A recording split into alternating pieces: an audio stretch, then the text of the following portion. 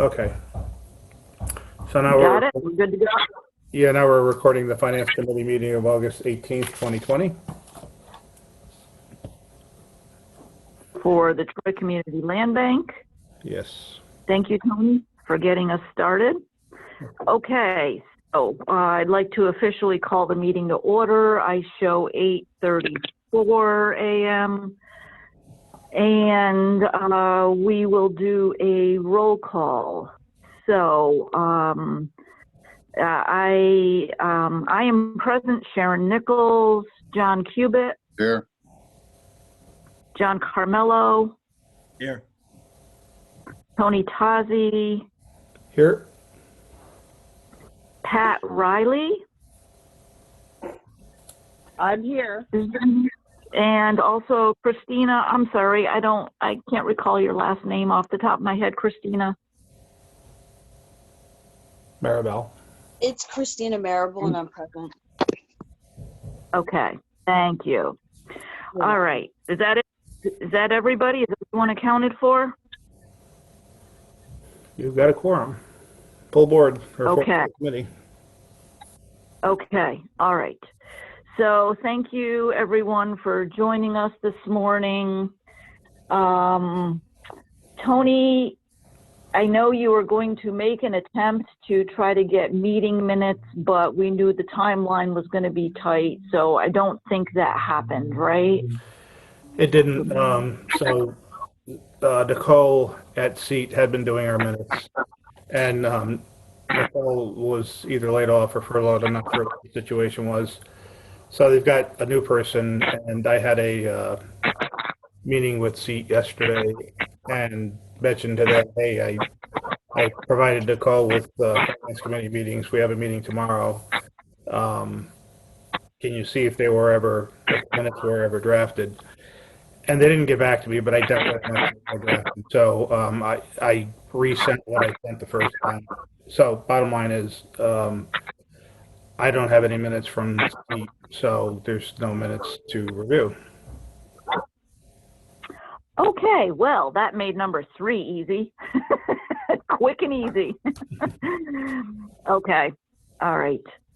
So I guess we will keep those on the slate for our next meeting, review them and approve them at our next meeting then. Yeah, I'm sure we'll have them next time. Yeah, presumably along with these minutes as well.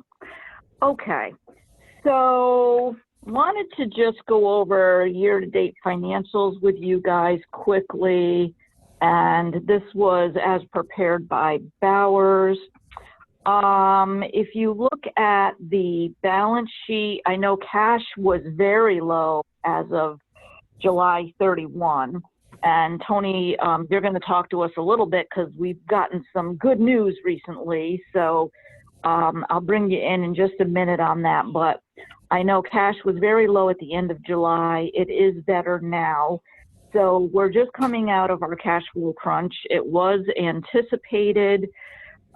We saw that coming months ago. We did make arrangements and pulled some money on our line of credit to get us through, and it seems like we are through the woods on this finally. Thank God.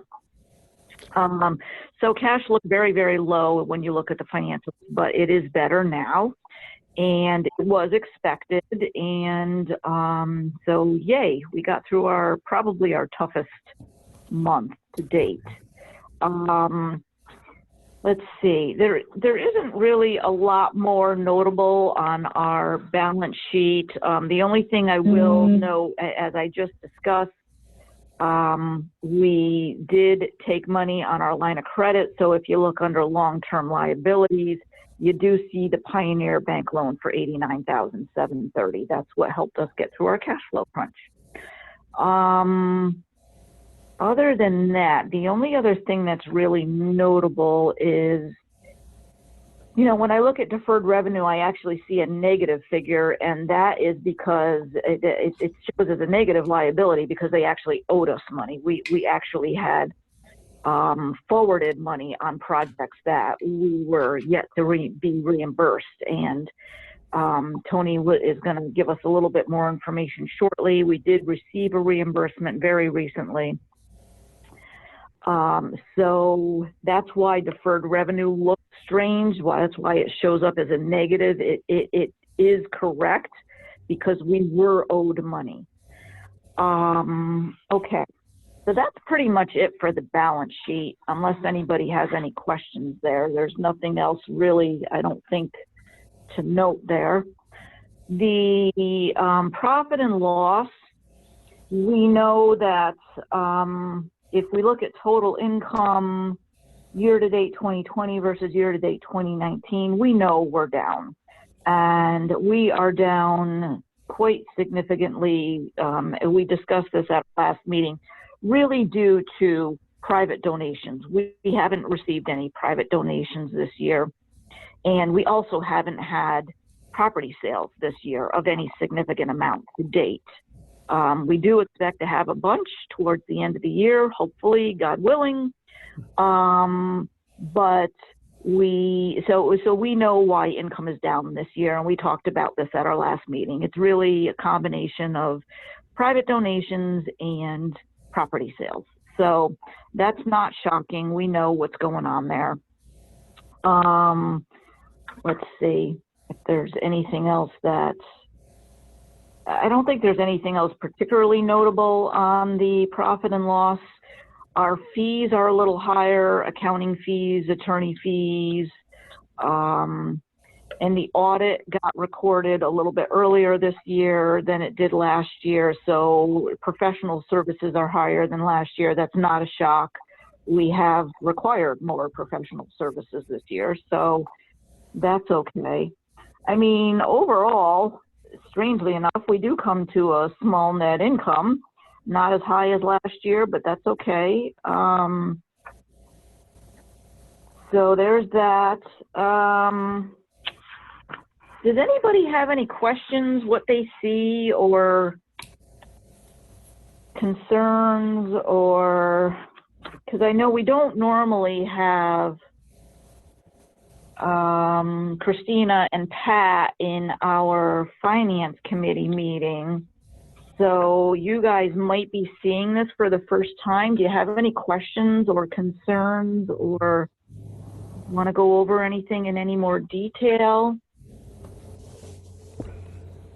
I'm sorry. I just wanted to say I'm in my listening and learning mode. So I don't have any questions at this time, but I'm taking it all in. Okay. All right. Same as well for Christina? myself. I don't necessarily have any questions. I'm still in the process of learning everything and learning the ropes. So, no. Okay. All right. Fabulous. Well, as we go along, if you ladies have any questions, please do let us know, because the rest of us have more background than you guys do. We've been doing these meetings regularly, so there may be some assumptions made as to things that we know that you don't know yet. So feel free to speak up if anything goes above your head and you need us to fill you in on a little background, okay? Will do. All right. Okay. Thank you. All right, Tony, let's talk about cash flow a little bit. You want to take the floor for a few minutes and give us the good news? Yep. So our bank balance got down to $5,552 like Wednesday last week, and on the 13th we received a wire transfer from Enterprise to cover what we expended in 2020 quarter two and what we project to expend this quarter. And the wire transfer was for $271,500 and change. So now we've got bank balances totaling $277,000. I have deferred paying a pile of invoices because of the cash flow issue. So a lot of those will be getting paid this week. That's good news. And I think we actually are going to be in pretty good shape with the amount that's been dispersed for this quarter. I mean, we're already halfway through it, so. So that's the flashcard version. Okay, that's great. That's fabulous. I love the fact that we have money again. Yeah. That's always helpful to running a business. Okay, so and you started to head towards that direction because I wanted to go over any potential financial issues, any potential delays related to projects and process, and you've already kind of indicated you think we're actually in pretty good shape cash-wise. You want to talk about those topics a little bit? Let us know where we stand, if we're facing any issues or anything we need to deal with, and if there's any issues we need to head off at the pass. Yeah, let me try to just go through a couple things. So I've submitted a grant to the city for their CDBG COVID-19 grant application. It's kind of like the PPP was. They've got more money than they can spend. So if what I submitted in the application is covered under the CDBG COVID-19 program, we should get funded. I asked for funding for 4 categories, not quite totaling $40,000. One was to upgrade all of our IT equipment, kind of going back to what Suzanne suggested back in February, to get tablets. We have to start getting our website to be multilingual. So I've been working with our IT guy to do that and have incorporated that into the grant request. I'm trying to figure out a way, if we ever get back to in-person meetings, if we're meeting in Heather's conference room, I'm trying to figure out a way to make that as healthy as can be. So I requested funds for some air cleaners and a larger table with some plexiglass dividers.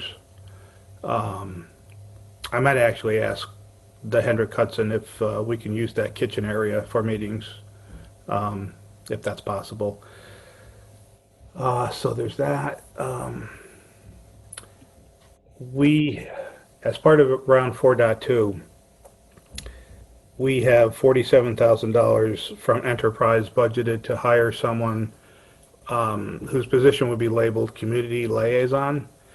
And that started out to be a fairly simple job tasks description, and it's going to probably be expanded. So what I've requested $10,000 from the city to be able to either have that person or perhaps 2 people provide more hours during this would be a temporary job.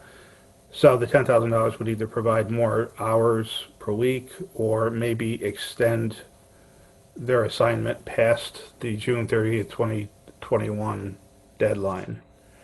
So I have to wait to see what comes back with that.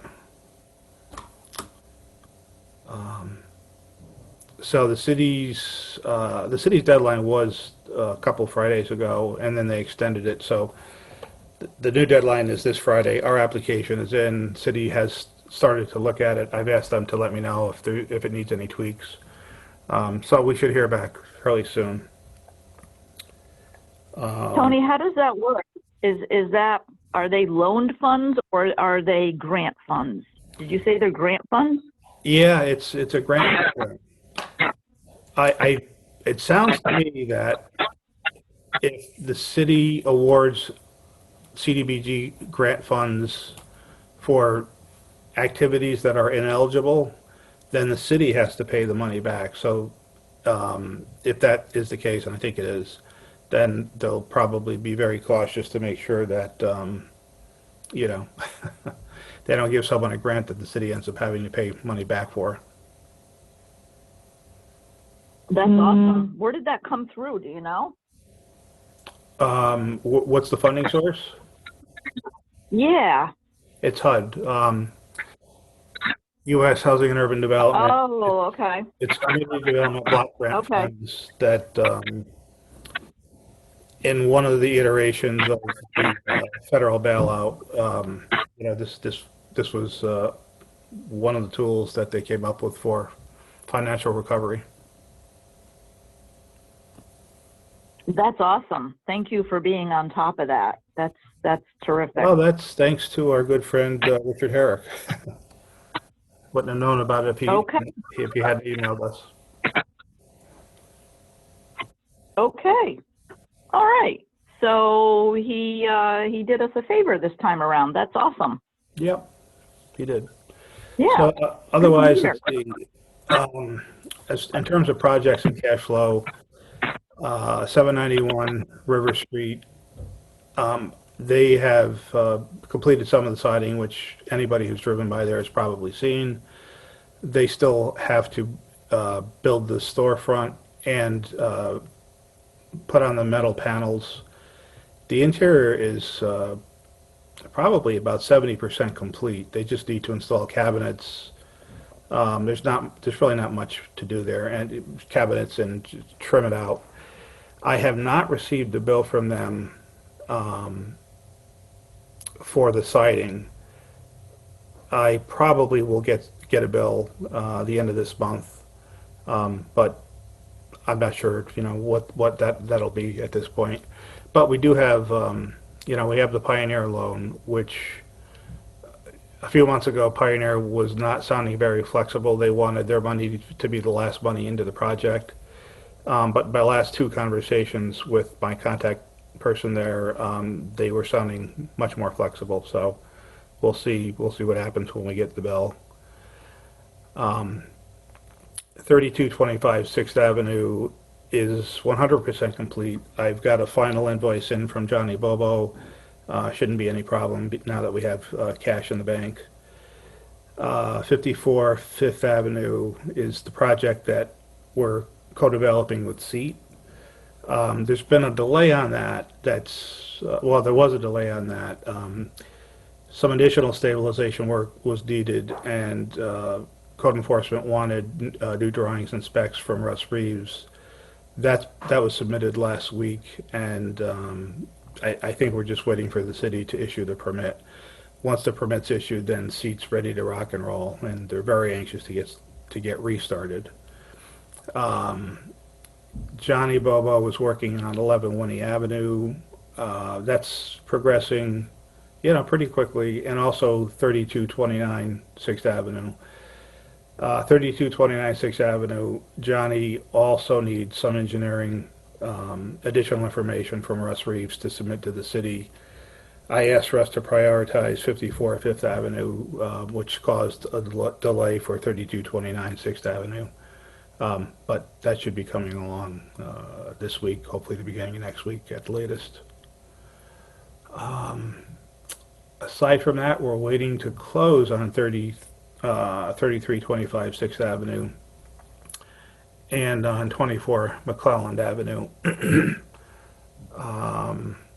McClelland was approved for sale at $80,000. 3325, I believe, was $17,500. So that'll certainly help with cash flow. Okay, that's awesome. So that's about 100 total, something in that range. Yeah, just shy of that. Okay, that's fabulous. Okay. All right. And when are you expecting those closings, Tony? Is that going to be like a September thing, do you think? I know Kate said, last time we spoke, Kate said something about things were a little delayed because of title, I think she told us. Yeah, she said that the title companies are taking about twice as long as they used to because of various COVID-related issues. It's hard to pin a date on when things close, primarily because, Kate can do her stuff, but then she submits it to the other side, and the timeline is out of our control. So I know that there's a lot of variability because of that factor. Kate has the contract in to the person purchasing 3325, so we're just waiting to get that back. I don't see any problems with that at all. And 24 McClelland, she also has the contract out on that. That needs one tweak, and I think their attorney is going to make that tweak and just have the purchaser sign the purchase contract and send it back with a deposit, and then Kate should be ready to finalize whatever she needs to do.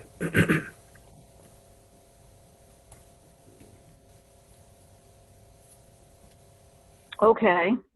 So are we expecting any other closings in the near future of any substantial amount? There are no other sales pending other than those two. I am expecting an Okay. application for 103 Ferry Street, and I've gotten interest again in 899 River Street from two different people who are interested to purchase it as owner occupants. So I haven't received applications for any of those as yet, but I'm anticipating it before the next A&D meeting, which is it next week? No, week after next. So we'll see Okay. we'll see what that brings in and how much merit those applications have. Okay. The interesting thing on Okay.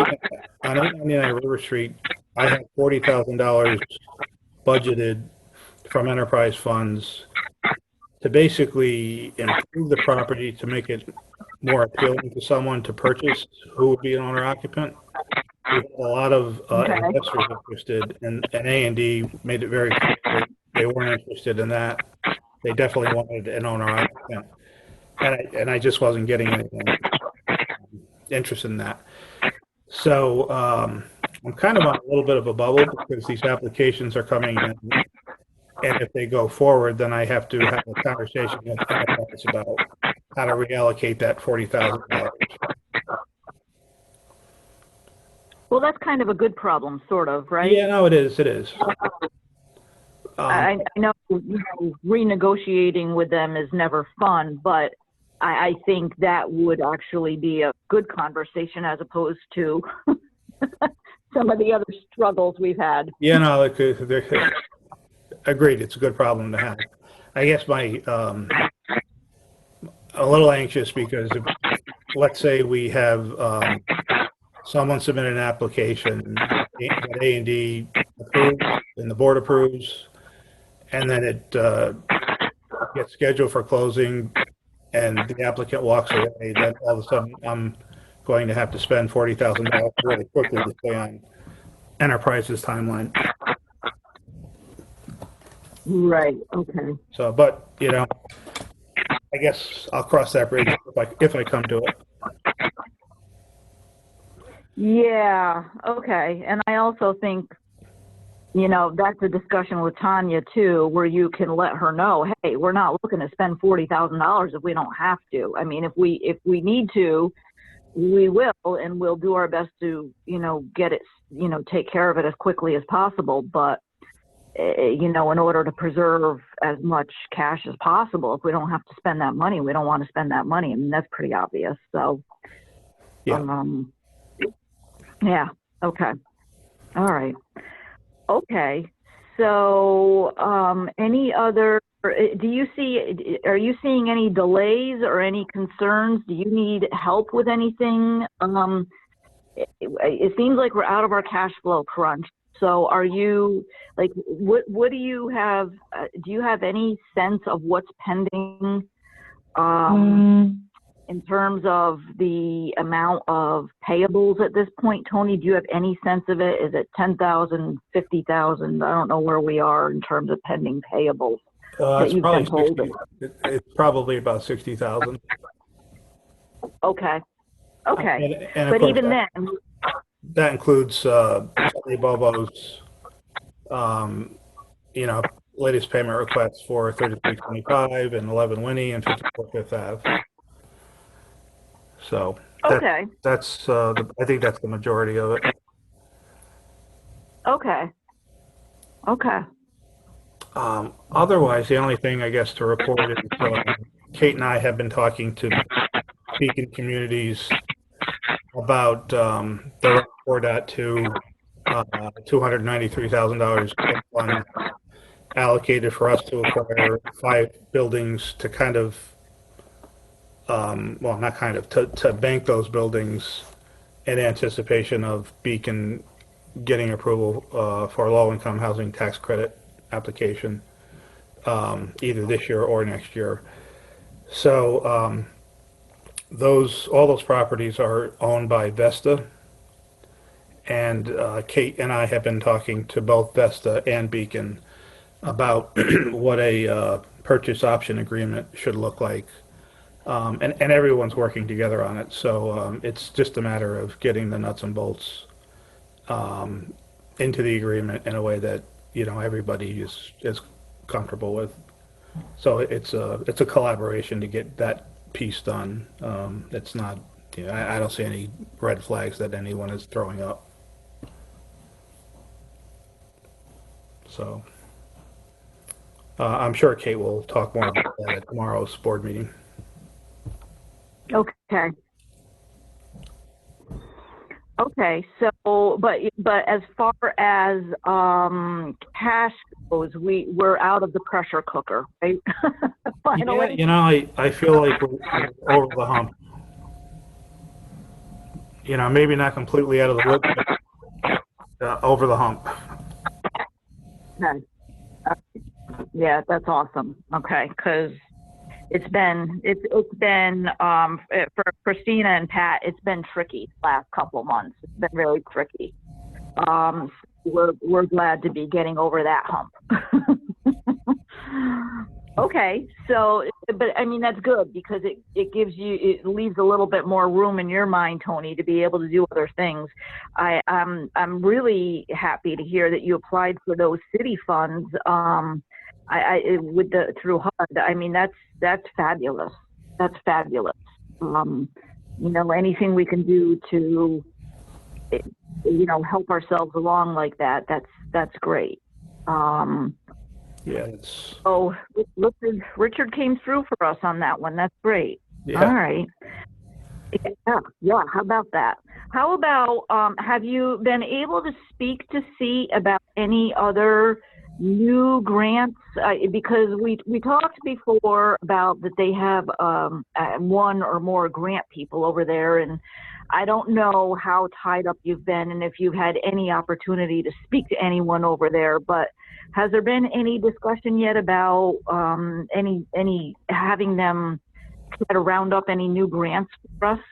Well, actually, I don't know if, not sure if it was a committee or the board that tasked me with having a conversation with SEAT about the services that they can provide to us through the master agreement we have with them. So I had an hour meeting with their executive director, Jennifer, and their staff, Rebecca, George, and Kamalia.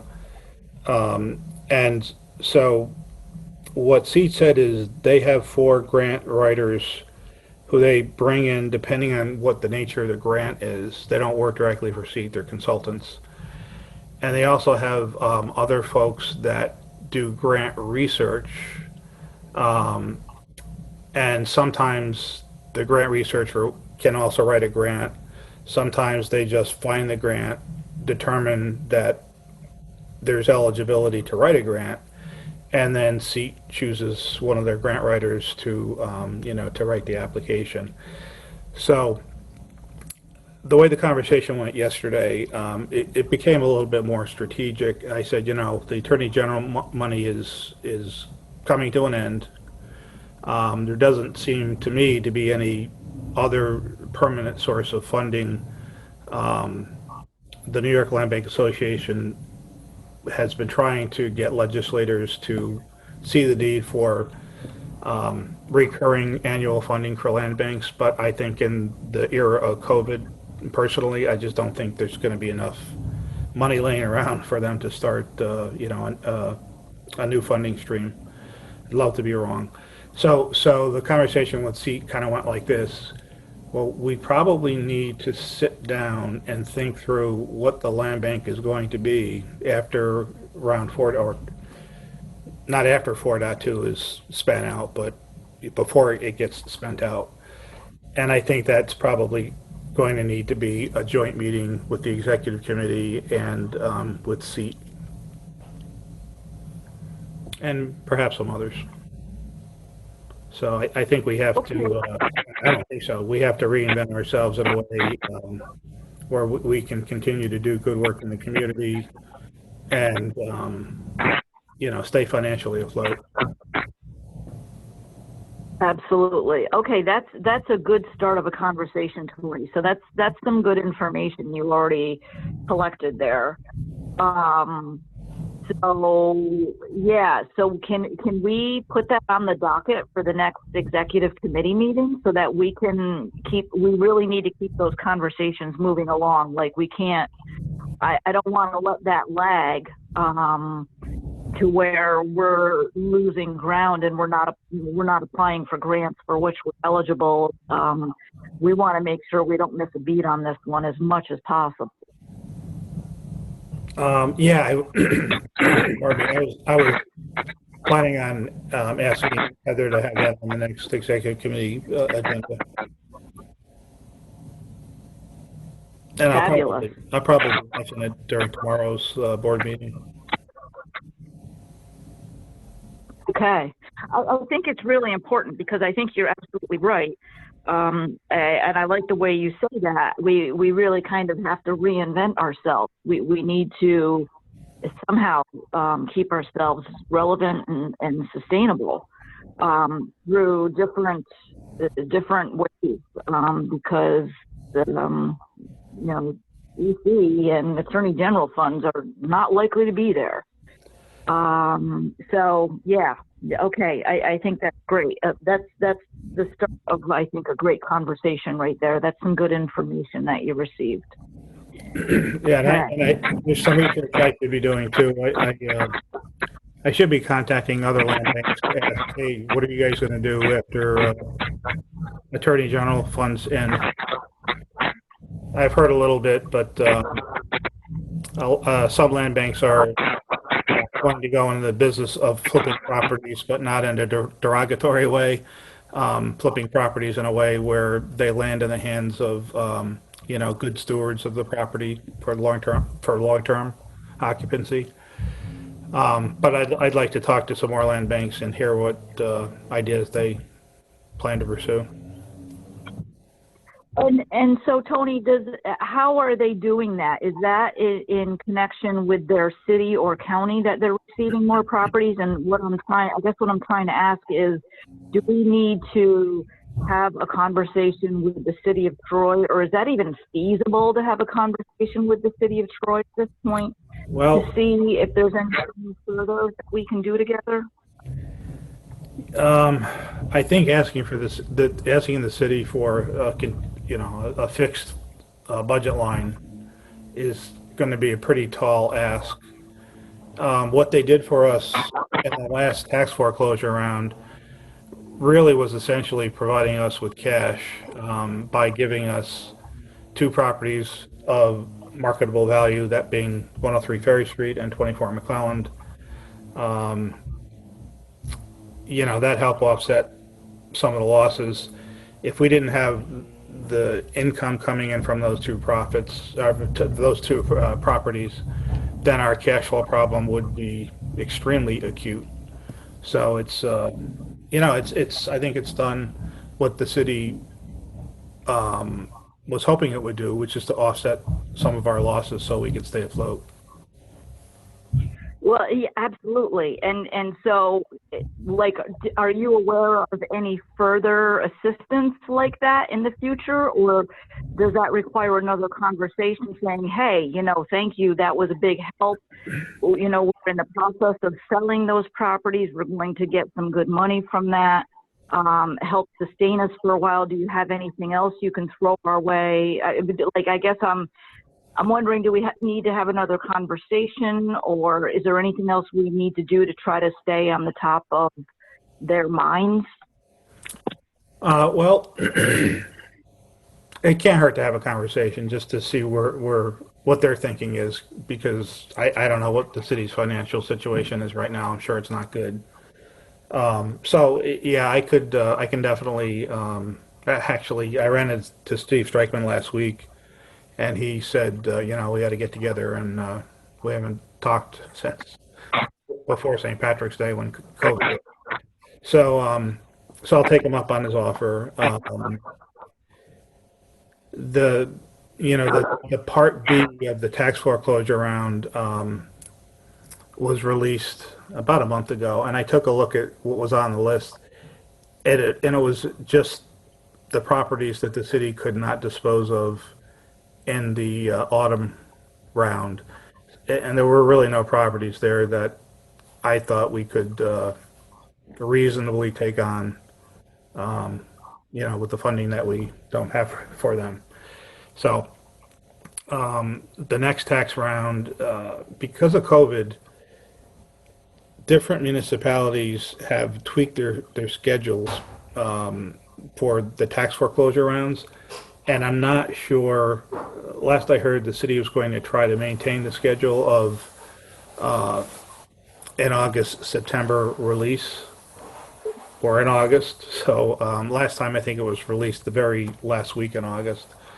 So I can contact Sharon Martin to see what that schedule looks like, if it's still what it was in past years, or if it's going to stretch a little bit. Yeah, I think that would be helpful. So, yeah, if you could have a conversation there, and also if you can reach out a little bit to some other land banks and see what their thoughts are, see if they are pursuing anything. And I know that gets probably a little touchy, because if there's limited funds available, they may or may not want to tell you what they're pursuing, but maybe. So yeah, I think those would be two good avenues to go down, in addition to working with SEAT on obtaining some, or at least pursuing some new grants for which we may be eligible. Because we've really got to think long term here and figure out how we're going to keep ourselves alive. So, Yep. Okay. All right. Do you have any other finance-related concerns or FYIs? Anything we didn't cover? Anything we should be discussing? Let's see. I guess I should just mention Bonadeo's moving forward with trying to get our 990 tax exemption. They've asked me for some paperwork that I've provided, and when I was in the shower today, I thought to myself, well, I wish I had called Alan to ask where they are on that. So I could call him and shoot an email around. So or I could just mention it during tomorrow's board meeting, so folks know where that is. It seems like it's moving forward. Moving forward Okay. at a pace that you would expect it to. Yeah, and just so everybody's aware, I mean, the IRS is very understaffed right now. So I think it's going to hit the IRS's door and, sit there a while before anybody takes any action on it, to be honest with you. Yeah, that's true. So, yeah, I'm not expecting any quick action on this. But that's good. I mean, as long as things are moving forward, that's good. We're going in a forward direction with it. That's helpful. I just think it's going to crawl at a snail's pace, and eventually, maybe 6 months from now, we'll hear something. That's my expectation. You had mentioned that before, and Alan Walters had said similar things, that it's almost like IRS doesn't even pick up their mail anymore. So, Yeah, it's But bad. we- It's bad right now. yeah, obviously we can't control that. No. No, but like you said, you know, we can do our part, give them the information they need so they can submit everything. The sooner we stand in the queue, the sooner we get processed, right? So, Precisely. but I do think we'll be standing in the queue quite a while, just so everybody, you know, has reasonable expectations about this. I mean, the IRS is just moving at a snail's pace. They are very understaffed right now. So it's taking forever to get anything processed. Anything that has to be looked at by a human takes forever. So just so everybody has reasonable expectations. Okay. Anything else, Tony, that you can think of? Nothing that comes to mind unless anyone has any questions. Or anything to add related to the topics that we've covered? John, ladies, anybody? Bueller? No, I don't think I have anything to contribute. It was a pleasure to be on the call, though. I can say that. Oh, thank you. Okay. Thank you. Oh, you're welcome. Thank you.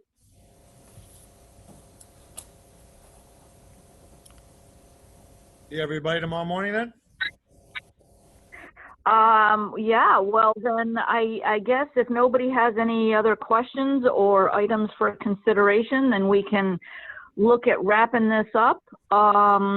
Do we want to try to establish our next meeting date? Tony, is that reasonable to try to do? I don't see why not. Let's see, let me pull up the calendar.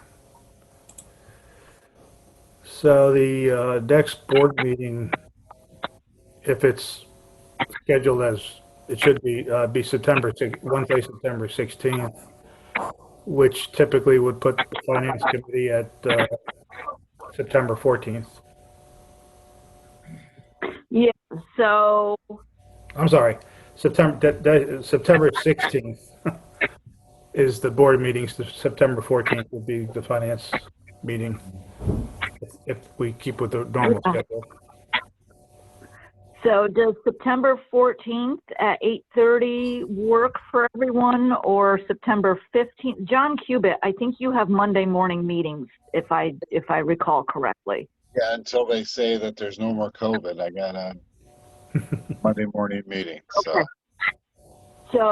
So is the 15th better for you at 8:30 a.m.? Is that workable? September 15th at 8:30?